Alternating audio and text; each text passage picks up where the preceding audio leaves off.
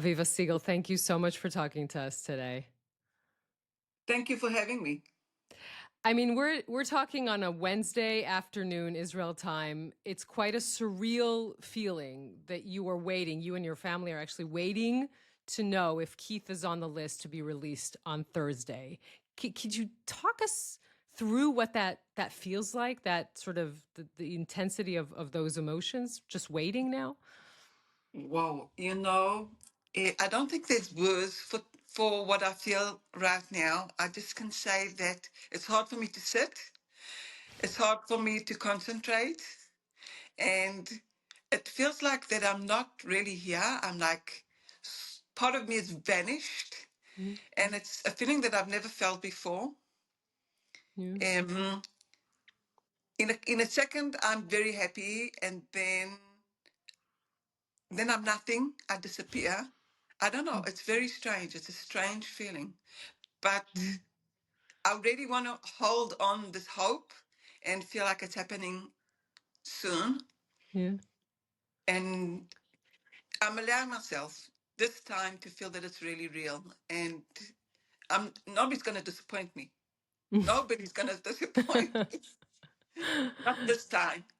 Yeah, that anyone trying to do that will have to deal with you. So I completely get that. But I mean, have you prepared everything? Is everything ready? Is the family prepared? Is the, things for Keith prepared? Tell us a little bit about that. Well, we went to buy him some clothes yesterday because we don't really have anything. Everything in the house has been packed, and we didn't even keep anything of Keith. So we've got a few things. They've just been washed because he won't wear anything that's not washed. And I don't know if we're ready. I just don't know if we are. I know that Mhm. there's things that are missing, but I don't care. I just want to feel that it's happening soon, and I don't really care about what we've done or what we haven't done. Mhm. I'm more I'm more with the people, more with the feelings, trying to feel this moment, trying to feel that it's very, very close and what it means. Yeah. Waiting to jump into the air when they say that it's Keith. Yeah. And I can really even feel myself hugging Keith. Yeah. And just like being there at that moment when it'll happen. Yeah. Can I ask you to talk to us about when you saw him last, which was when you were told you're released? Because we should explain to anyone who doesn't know that you're not only waiting for your loved one, you experience what it is to be in a hostage in Hamas's captivity, and then you were notified that you are released, but that he is not. Can I ask you to talk to us a little about that? I didn't know anything about maybe going back to Israel. I thought I'm just going to stay in Gaza forever, maybe. Mm-hmm. And so it was a very huge surprise for me when the Hamas terrorists came up to me and said, "You tomorrow, Israel."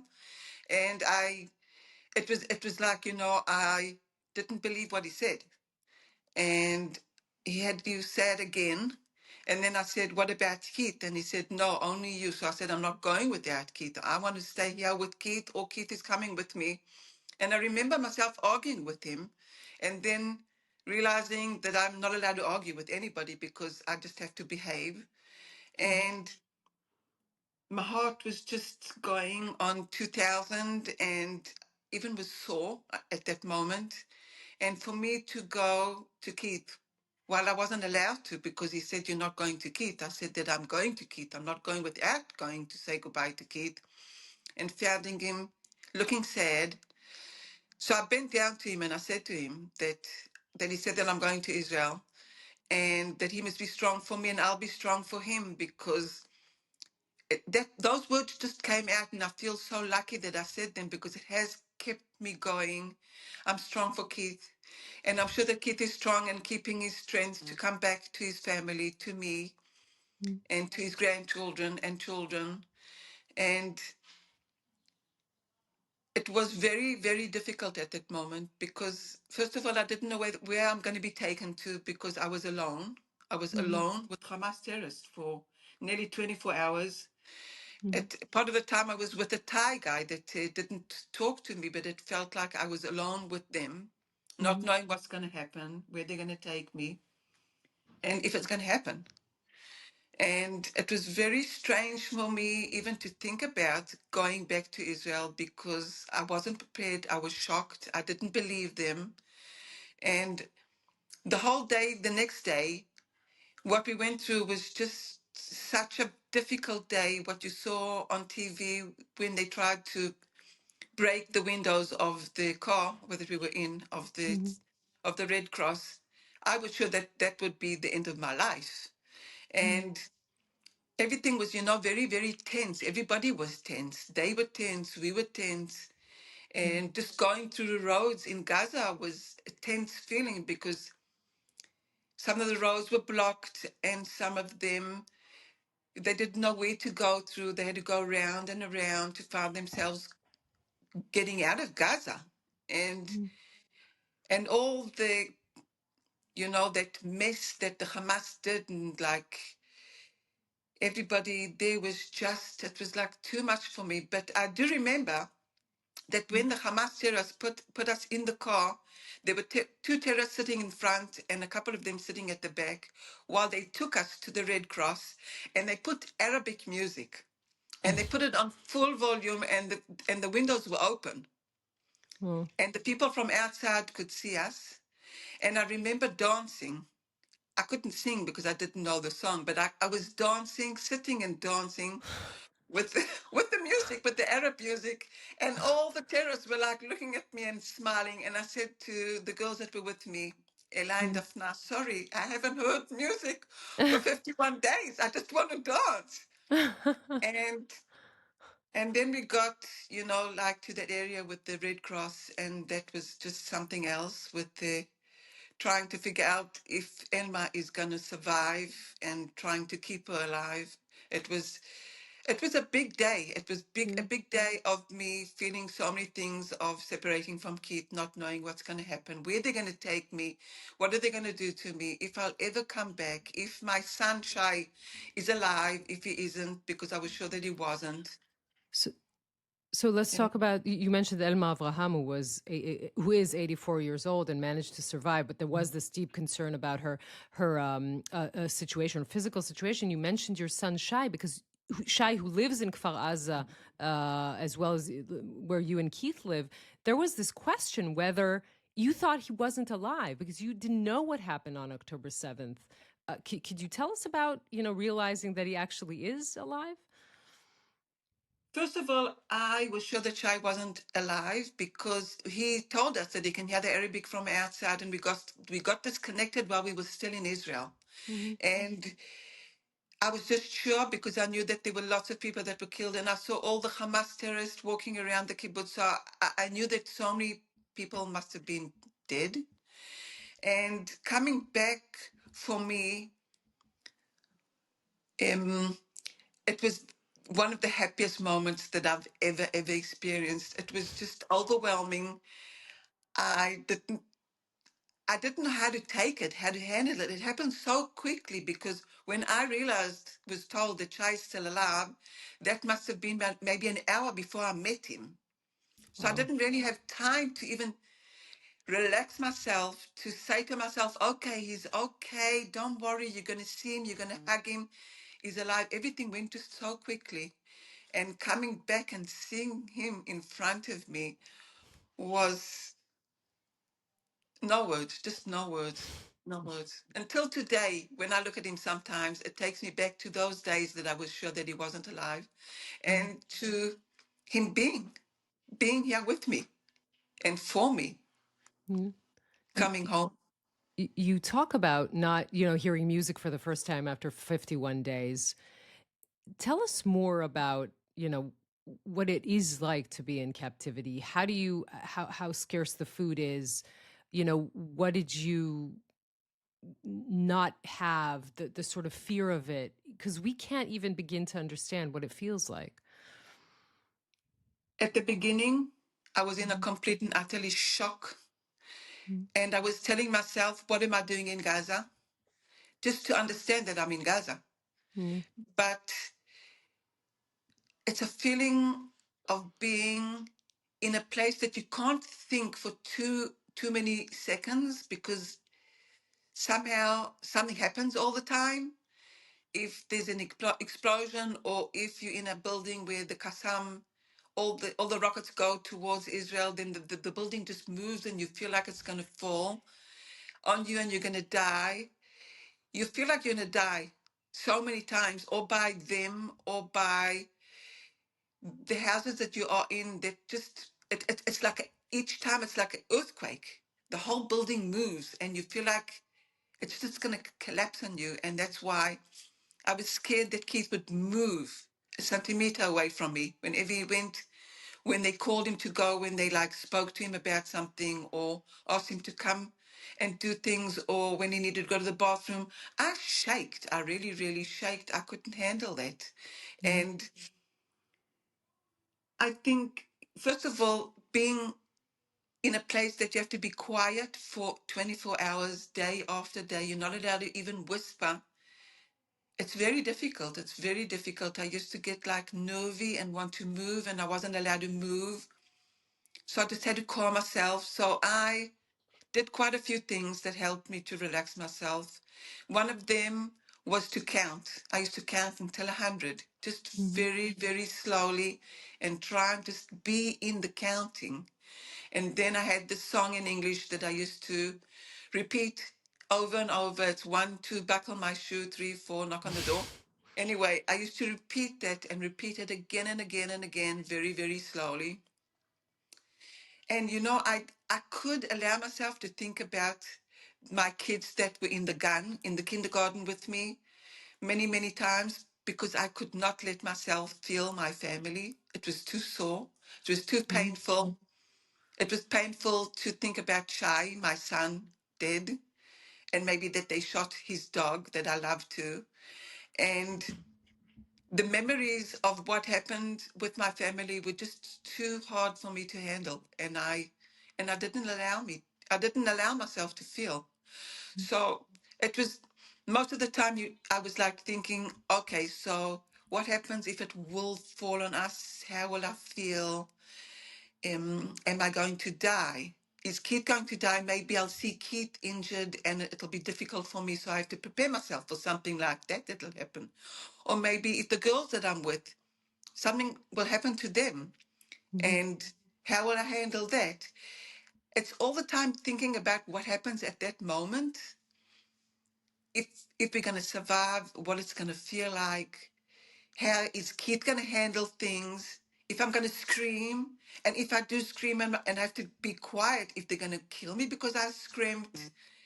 So that's how I think how all the minutes and days and hours went through when we Mm. were underneath the ground, and I really, really, really touched death. I was sure that we're going to die. It felt like we're going to die. We could hardly breathe.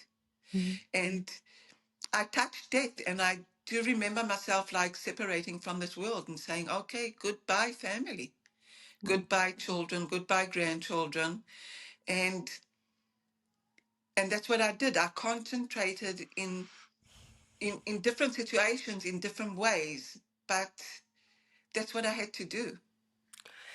You say you thought of the children you took care of and not of your own children because it was so painful for you. Yes, because Yeah. the kids that I worked with in the kindergarten, I Hmm. get so close to them, like they're my children. Yeah. But but thinking about my children was, and my grandchildren and my sisters and my family, was just too painful for me. Mm. Did you know how much time had passed? Did you realize what day it is? How long you were in captivity? Do all of these things? Can you hold on to anything that's tangible in time or days that go by? Keith was excellent in that. He knew what date it was, what day it was, and if not, he used to ask them. Mm. And sometimes they used to laugh. He used to like ask them, okay, what's if we were in a tunnel and we didn't know what the time is because we were left there alone, and they used to come down, and Keith immediately used to ask what the time is, and they used to joke on us and Wow. say it's 5 in the afternoon, and we knew that it wasn't. Well, or 5 in the morning, and we knew that it wasn't, because you get the feeling by when you lying down. And I didn't sleep and I didn't eat, mm, and it was just like one big huge day. mm, I didn't think about food, not at the beginning and not while I was in Gaza. mm, Food wasn't an issue at all for me because I didn't feel my body at all. I didn't feel hungry nearly ever. I did feel thirsty. Most of the time, I was very, very thirsty and really wanted water so much. Until today, I've been back for more than a year. mm. I can't let myself being thirsty. Well, yeah. And it just wasn't part of my life, the food. And we got Mm, so little food. And at times I hid food for Keith because he was losing weight. I could see him. yeah. And, I could see Keith and I could see the girls with my eyes. I could see the way they reacted and how scared they were and how thin they got and how hungry they were. But I didn't allow myself to feel myself. I felt Mm-hmm. for them more than I felt for myself. And I think that that's just that kind of person I am. You were in captivity for long days with Amit Susana, who returned in the first stage of the deal, with Liri Elbag, who returned just on Saturday, and with Agam Berger. Yeah, I haven't spoken about who I was with until now. But Yeah, now I can allow myself. So we were with Liri and Agam for 37 days. yeah. And then Amit, after 3 weeks, came and she was with us until the end. So she was with us for a long time too. And we got Mm-hmm. very, very close to each other. And we were just like one person. We felt each other. We helped each other. We were there for each other. Most of the times we weren't allowed to whisper. We went through things we could only like just look at each other in the eyes. And that's the love that we gave each other. We weren't allowed to hold hands. I was allowed to hold Keith's hand sometimes, but not all the time. And with his ribs broken, it was very difficult for him to even think about anybody touching him. He was in so much pain. And but we had so much love and so much of that together. Of our hearts exploded for each other. It was amazing. We couldn't have asked for better people to be with. You can we say that you actually saw Leary since she came back? Is that I something we did. can talk about? Can you tell us about that meeting? I at that moment was the happiest person in earth. You know, I, I think that my heart just exploded. I have been waiting to see Leary for more than a year. I've been thinking about her. I've been dreaming about her. I've been wanting her to come back so badly, and to see her in front of my eyes and to hug her and to hold her hand Yeah. and just to look at her was something, a moment that was very, very special for me, very special. And when I met Amit after 4 days of being in Israel, it was also just like, it was a feeling that I can't explain. It was just so much happiness, even though Mm, that Keith is still in captivity and Nagami is still there. mm, Um, I let myself be happy at that moment. mm, And it was very special. She's Liri for me is wow. To see her back and to see that she's smiling and to see that she's okay for me yeah. is just wow. It's Yeah. wow. We heard also a story, and this says something about the community of Kfar Aza, that Emily Damari, who returned 10 days ago, said when she was about to be released, release Keith before me, which is an amazing thing when you think about it. Wow. Emily Damari, she's got the biggest heart and she is just so special. She's Hmm. so special. And when she came back, I was like flying in the air. I was Yeah. flying for her. I was flying for her mom that has been fighting for her. And I can't tell you how I felt. I felt happy. happy for Doron, happy for Emily, and happy for Romy, and happy for all the girls that have come home. We've all become like one big huge family, and I feel so much for them, and I'm so happy for them, and I just Yeah. can't wait to feel what they felt when it happened to Yeah. them. I assume that when you said goodbye to Keith, you did imagine seeing him in a week or two, not for, 430 days to go by before you see him again. No, I have to, Yeah. no, not at all. At the beginning, it seemed like we're going to see him in a couple of hours, and then it became days, and then it became months, and then it became a year, and I just couldn't believe it. And Keith is just such a sweet, gentle, loving person.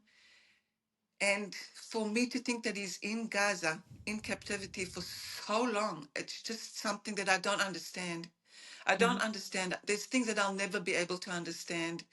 I just have to accept them. And I think that I've done that. I've gone through the stage that it was very hard for me to accept that Keith is there and that I'm here. But I'm finished with that, and I have accepted it, and I've understood that, and I am taking all the strength that I've got to think about Keith coming home and me just being there for Keith and Mhm. making him strong and making him coming back Mhm. a way that he's going to be with me, that I understand where he is with, where he Yeah. was. And it's going to be wonderful because, I'm here with my family. None of them have been a hostage. Mhm. So there's nobody in my family that I can talk to, but Keith will be able to talk to me because I understand and I'll understand him. I know exactly what he's going through and what he will be going through when he comes back. Mhm. And I think that it's going to be wonderful. Yeah. It sure will. I think of the stories that are beginning to emerge because people are coming back and maybe it takes time to tell stories. On Uvda, Israel's investigative program, Amit Susana, who you were with in captivity, told the story Tuesday of how she was actually the captors were hanging her upside down and beating her. They thought she was an officer in the IDF. You saw this. I was there. You were there. I mean, Was there. can you tell us what that was? I mean, just thinking for a moment she might not survive this. She thought she might not survive this. Wow. It was one of the moments that was so hard for me. I Mm, wanted to scream. I wanted to just scream at them, what do you think you're doing to her? I saw, I heard, I felt. mm, It was it was difficult. It was very, very difficult. It was very difficult for me because I had to control my feelings. I had to try and vanish from that moment when it happened because it was just too much for me. I remember Keith, Agam, and I, while Liri was with me, trying to convince them just to relax and calm themselves down.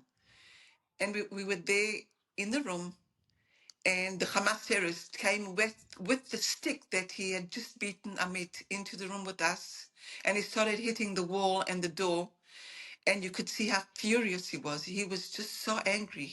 They lost themselves. mm, And I sat there just shaking, mm, and trying not to feel. It was very, very, very difficult for all of us. And when mm, she did come back, she was in the room just next to us when they beat at her, and Lily was trying to convince them to leave her alone. And she came back and she sat down on the floor in front of me, and I wasn't allowed to get up and give her a hug. But mm, I just looked at her in the eyes and gave her the hug through the eyes, and she was weeping, and well, I couldn't get up and give her a hug. Just think about what horrible feeling that is for a human being that feels, and to see somebody that I love being beaten, the way she looked, the way she felt. She was shaking and she was crying. And I knew that I wasn't allowed to get up. and I knew that I wasn't allowed to even think of getting up. I had to hold myself and just try and vanish from this world.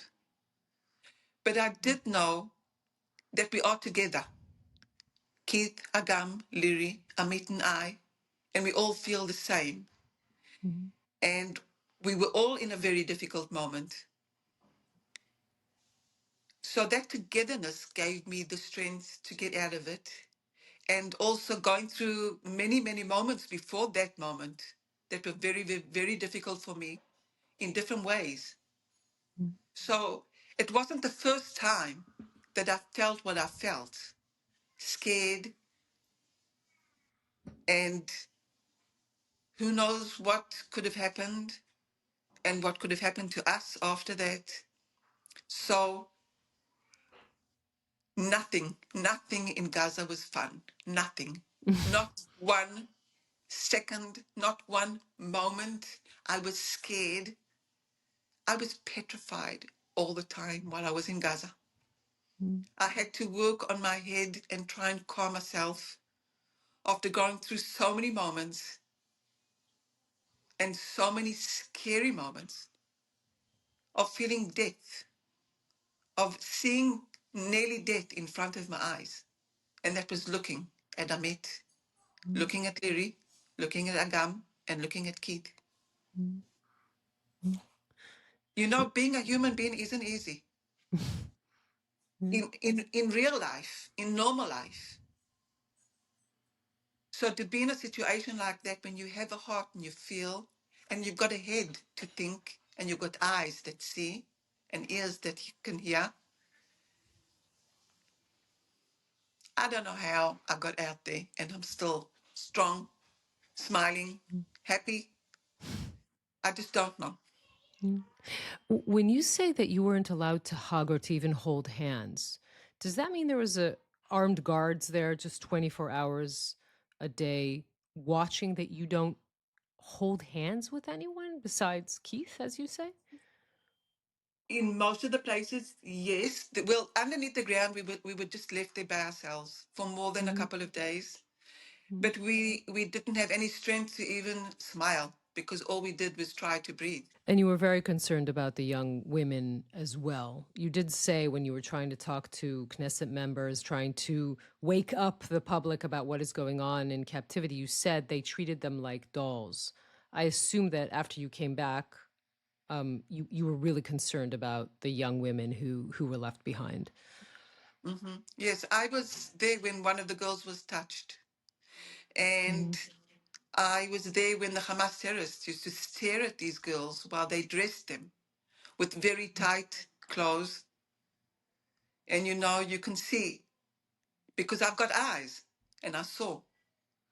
I saw and felt. And I was very, very worried because I knew that things like that happen and happened because I was there. And well, for me to think that they're there and going through what they're going through, but I do know that the boys are not treated. I do know that Keith, 65 years old, wasn't treated like he was supposed to be treated. He was threatened, he was pushed, he was pulled. When they broke his ribs going to Gaza, you know, that was just a start. And they didn't look at us, not the age that we were in, and being human beings. We weren't for them. We weren't human beings. I don't know what we were for them, but we weren't because they treated us like no human being should be treated. I assume it's very hard. One of the toughest things to do in this situation is to regain confidence that there is still kindness in the world. You know, when I came out of Gaza, I thought differently that I did that after a couple of months I became myself again. And I was even talking about the people in Gaza. You know, when I used to like think about the children that I saw they walking around in the streets by their just by themselves, or carrying water, or thinking about mothers in Gaza having babies in tents. it broke my heart. And everybody around me used to say, but how come you feeling sorry for them? And I used to tell them, they're not going to take me away from me. I'm a person that feels, and I feel for other people, and I want good for the good people. And even though I was treated by Hamas like I was, they're not going to take that away from me. There's people that are bad and mean, but there are lots and lots and lots of good people, and most people are good. And most people want good for everybody. And traveling in different places in the world and seeing how many non-Jewish people want good for the hostages and want them out, I really believe that. I know that there's lots of people in the world that don't think like me, but I can only be myself, and I want good for everybody. Yeah. We hope, really hope, that Keith is coming back, and that is an imminent thing. It's not just throwing out, that it's a tangible thing, and that you will be able to hug him very, very soon. Aviva Siegel, thank you so much for talking to us. Can I just say one more thing? Of course. I just want to say thank you for everybody that's listening to me, and thank you, Yonit. You really are special to me. And I just want to say that we're living in a time of lots of sadness. The soldiers that have been fighting, the soldiers that have been killed, and the families that have been in such a sad moment of their lives, and the hostages that are not alive, and the families that are worried about the hostages that's still there. We're really in a terrible time of our lives. And I just want all this to be over. And I want everybody to be happy. And, I won't be able to bring the dead people back alive. But we need to, in some way, why continue and be there for the people and help. And, well, I don't know. It's just lots of everything, lots of happiness and lots of sadness. And I just wanted to say that. Yeah, it really is both. It really is. We need to learn to manage that. Aviva, thank you so much. Thank you.